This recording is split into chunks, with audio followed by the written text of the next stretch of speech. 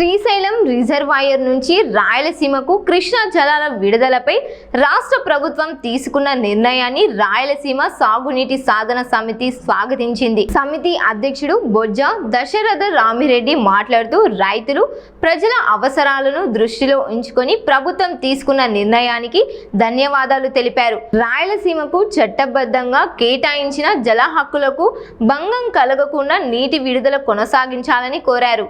Srisailam reservoir నుండి రాయలసీమకు ఇటు పోతిరెడ్డిపాడు ద్వారా మల్యాల ఎత్తిపోతల పథకం ద్వారా నీళ్లు ఇవ్వాలని ప్రభుత్వం నిర్ణయం తీసుకోవడాన్ని స్వాగతిస్తూ ఉన్నాం. ఈ సంవత్సరం రాయలసీమలో తీవ్రమైన ఇబ్బందులు ఎదుర్కొంటోంది. దీనికి ప్రధానంగా 2 కారణాలు. ఒకటి, గత సంవత్సరం 2000 టీఎంసీల పైన నీళ్లు వచ్చినప్పటికీ కూడా శ్రీశైలం రిజర్వాయర్కు జల సంరక్షణ చేపట్టకపోవడం, రాయలసీమ నీటి హక్కులను గౌరవించకపోవడం, లేదా పోతిరెడ్డిపాడు నుండి మరగచెర్ల నుండి కూడా 44,000 క్యూసెక్కుల సామర్థ్యానికి కావాల్సిన నిర్మాణాలు ఉన్నప్పటికీ కూడా అక్కడి నుండి వివిధ ప్రాజెక్టులకు ఒకటి తెలుగుగంగకు కానీ ఎస్ఆర్బీసీకి కానీ గాలినగర్కి కానీ తీసుకుపోయే కాలువల్లో ఉన్న చిన్న చిన్న అడ్డంకులు తొలగించలేకపోవడం వల్ల మనకు కావాల్సిన సామర్థ్యంలో నీళ్లను రిజర్వాయర్లో నిలబెట్టుకునే పరిస్థితి మనకు ఒకవైపు తలెత్తింది. ఇంకొక వైపు హంద్రీనీవా వైపు కూడా రిజర్వాయర్లు సక్రమంగా నిర్మించకపోవడం, పంటకాలం లేకపోవడం వల్ల కూడా రాయలసీమ తీవ్రమైన ఇబ్బంది పడింది. అంతేకాకుండా నీటినంతా కూడా విద్యుత్ ఉత్పత్తి పేరుతో కిందికి తీసుకుపోవడంతో కూడా శ్రీశైలంలో పెట్టవలసిన క్యారియర్ రిజర్వులు కూడా పెట్టకపోవడం వల్ల ఎల్లోనో ఇలాంటి సంవత్సరంలో ఆ నీటిని వాడుకొని కొంచెం గొంతు తడుపుకోవడానికి, చచ్చిపోతున్న ఆర్దడి పైరులను బతికించడానికి కూడా అవకాశం లేకుండా పాలకులు చేశారు. ఏది ఏమైనప్పటికీ ఈ సంవత్సరం ప్రకృతి కనికరించి శ్రీశైలంలోకి నీళ్లు రావడం, ఆ నీటిని విడుదల చేయాలని చెప్పి రాయలసీమ సాగునీటి సాధన సమితి పెద్ద ఎత్తున గత వారం రోజుల్లో కార్యక్రమాలు చేపట్టిన దానికి మీరు స్పందించినందుకు మీకు ధన్యవాదాలు తెలియజేస్తూ ఉన్నాం. ఇదే సందర్భంలోనే కృష్ణానది ఎండిపోయింది అని ఒక ప్రచారం చేస్తున్న నేపథ్యంలో, అయ్యా, కృష్ణానది ఎండిపోలేదు. ప్రకృతి ఎప్పుడు కూడా ఒకటే విధంగా స్పందించదు. బచావత్ కూడా ట్రిబ్యునల్ కూడా నీటి పంపకం చేస్తున్నప్పుడు 75% సంవత్సరాల్లో లభించే నీటిని ఆధారంగానే చేశారు. అదే విధంగానే కృష్ణా జలాలు లభిస్తూ ఉన్నాయి. ప్రధానంగా ప్రభుత్వం చేయవలసింది, కృష్ణానది ఎండిపోయింది కాబట్టి గోదావరి మరగచెర్ల తీసుకొస్తామనో లేకుంటే రాయలసీమ ఎత్తిపోతల పథకం పెడతామనేది కాదు.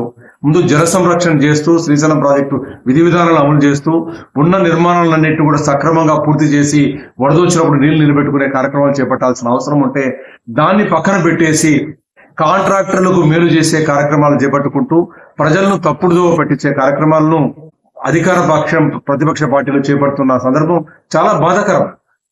ఒకరి గొడ్డలి పార్టీ అంటూ, ఒకరు వెన్నుపోటు పార్టీ అనుకుంటూ మీరు క్రిటిసైజ్ చేసుకుంటూ ప్రజలను గాలికి వదిలేశారు. ఈరోజు అధికారమే పార్టీ ప్రతిపక్ష పార్టీలే కాకుండా ఏ రాజకీయ పార్టీ కూడా రాయలసీమ ఇంత తీవ్రమైన ఇబ్బందులు ఉంటే దీన్ని ఒక సమస్యగా, ఒక రాష్ట్ర సమస్యగా, జాతీయ సమస్యగా పట్టించుకోకుండా దీన్ని వదిలేసిన వేయడం కూడా చాలా బాధాకరం. ఈ నేపథ్యంలో రాజకీయ పార్టీలన్నీ విఫలమైన నేపథ్యంలో రాయలసీమ సాగునీటి సాధన సమితి గత వారం రోజులుగా అనేక కార్యక్రమాలు చేపట్టింది. శ్రీశైలంలో ఉన్న హక్కుల గురించి వివరించింది, ప్రకృతి ఏ విధంగా కనకరిస్తుందో చెప్పింది, జల సంరక్షణ ఏ విధంగా చేయాలో చెప్పింది. అదేవిధంగానే కృష్ణా డెల్టాకి ఈ రోజు శ్రీశైలం మీద ఆధారపడాల్సిన అవసరం లేదు అన్న విషయాన్ని కూడా చాలా స్పష్టంగా చెప్పింది. కాంగ్రెస్ పార్టీ రాజశేఖర రెడ్డి గారు ముఖ్యమంత్రిగా ఉన్నప్పుడు పులిచింతల నిర్మాణం చేపట్టిందని చెప్పి తెలియజేసుకుంటూ, చంద్రబాబు నాయుడు గారు ముఖ్యమంత్రిగా తెలుగుదేశం పార్టీ పట్టిసీమ నిర్మాణం చేపట్టడం వల్ల కృష్ణా డెల్టా శ్రీశైలం మీద ఆధారపడాల్సిన అవసరం లేదు, శ్రీశైలం మీద వెసులుబాటు కలిగింది, ఆ వెసులుబాటునంతా రాయలసీమకు ఉపయోగించండి అని చెప్పి కార్యక్రమాలు చాలా బాగా తీసుకెళ్లి ప్రజల్లో చైతన్యం తీసుకురావడం వల్ల ప్రజలు పెద్ద ఎత్తున ఒకవైపు కర్నూలులో సిఈ ఆఫీసులు కూడా కలవడం, మా నాయకులు, రైతు సంఘాల నాయకులు, రైతులు కలవడం, అదేవిధంగా నంద్యాలలో కూడా ప్రజా సంఘాల నాయకులు, రైతులు రాయలసీమ సాగునీటి సాధన సమితి ఆధ్వర్యంలో కలవడం, అనేక రిప్రజెంటేషన్లు డైరెక్ట్ గా ముఖ్యమంత్రి గారికి పంపించడం, కలెక్టర్ గారి ద్వారా పంపించడం, లేదా ఇంజనీర్ల ద్వారా పంపించడం, ఈఎన్సీ పంపించడం వల్ల ఈ ఒత్తిడికి మీరు ఈ రాయలసీమ అంశాలను అర్థం చేసుకుని నీటిని ఇచ్చినందుకు మరొకసారి మీకు అభినందనలు తెలియజేసుకుంటూ, ధన్యవాదాలు తెలియజేసుకుంటూ, భవిష్యత్తులో చేయవలసిన కార్యక్రమాలు చాలా ఉన్నాయి. నీరు బాగా వచ్చినప్పుడు కూడా రాయలసీమ నీరు తీసుకోవాలనుకుంటే ఏవైతే పెండింగ్ పోతిరెడ్డిపాడు నుండి 30 రోజుల్లో 120 టీమ్స్ తీసుకోవడానికి కావాల్సిన నిర్మాణాలు ఒక 200 కోట్లు 300 కోట్లు ఖర్చు పెడితే అయిపోయే పనులను చేపట్టకుండా మీరు 1000 కోట్ల రూపాయలు కుందు నది వెడల్పంటూ నీటిని దాంట్లో అంటే డబ్బునంతా కుందు నదిలో కలిపేసే కార్యక్రమం చేపడుతున్నారు. అంటే ఇవన్నీ కాంట్రాక్టర్ల కోసం చేసే కార్యక్రమాలుగా ప్రజలందరూ భావిస్తున్న నేపథ్యంలో కాంట్రాక్టర్ల కోసం కాకుండా ప్రజల కోసం, రైతాంగం కోసం కార్యక్రమాలు చేపట్టడానికి మేము ఎదుగుతున్నాం. అదేవిధంగా కేసీ కెనాల్ ఈ రోజు చాలా దీన పరిస్థితిలో ఉంది. కేసీ కెనాల్ పరిరక్షించుకోవాలంటే గుండ్రేవుల రిజర్వాయర్ నిర్మాణం తప్పనిసరి అనేది ఒకటి మీ ముందు ఉంచుతున్నాం. అదేవిధంగా హంద్రీనివాకు కూడా 45 రోజుల్లో 60 టీమ్స్ నీళ్లు తీసుకోవాల్సి ఉంటే ఆ కాలువ సామర్థ్యాన్ని పెంచుకోవాలి. అంతేకాకుండా రిజర్వాయర్లు కట్టిన తర్వాత కూడా పంట కాలువలు లేకపోతే మనకు స్పష్టంగా కనబడుతుంది. పందికోన రిజర్వాయర్ లో 1 ఎకరా ఆయకట్టు కూడా నీరు పారని పరిస్థితుల నేపథ్యంలో వీటి మీద కూడా దృష్టి పెట్టండి అని చెప్పి మేము కోరుకుంటున్నాం. భవిష్యత్తులో చేసే కార్యక్రమాల మీద దీంట్లో దృష్టి పెట్టాలని కోరుకుంటున్నాం. అంతేకాకుండా ఈ రోజు శ్రీశైలం రిజర్వాయర్ అందరికీ కీలకంగా మారింది. ఈ రోజు రాయలసీమకు కానీ, ఇటు నాగార్జున ఆయకట్టుకు కానీ, లేదా ఇటు తెలంగాణకు కానీ అలాంటి శ్రీశైలం రిజర్వాయర్ ను రక్షించుకోకుండా దాంట్లో పూడిక చేరిపోతూ దాని సామర్థ్యం తగ్గిపోతే ఎవరికీ పనికి రాకుండా అయిపోతుంది. ఈ రోజు తుంగభద్ర డ్యామ్ లో పూడిక చేరడం వల్ల రాయలసీమలో, కర్నూలు జిల్లాలో, పశ్చిమ ప్రాంతం, అనంతపురం జిల్లా తీవ్రమైన ఇబ్బంది పడుతుంది. ఆ పూడికను కూడా తొలగించలేని పరిస్థితి ఉంది. కాబట్టి ఇప్పుడైనా సరే మేల్కొని శ్రీశైలంలో అలాంటి పరిస్థితి దాపరించకుండా సిద్ధేశ్వర అలుగు నిర్మాణానికి కూడా మీరు ముందుండి పోరాటం చేయాలని చెప్పి ఆ కార్యక్రమం చేపట్టాలని చెప్పి కోరుకుంటున్నాం. చివరిగా రాజకీయ పార్టీలకు, ప్రధాన ప్రతిపక్షానికి, అదేవిధంగా అధికారంలో ఉన్న పార్టీకి మీరు రాజకీయాలు వదిలేసి పరస్పరం నిర్మాణాత్మకంగా రాయలసీమ అభివృద్ధికి, జల సంరక్షణ కావాల్సిన కార్యక్రమాలు చేపడతారని చెప్పి మేము ఆశిస్తున్నాం.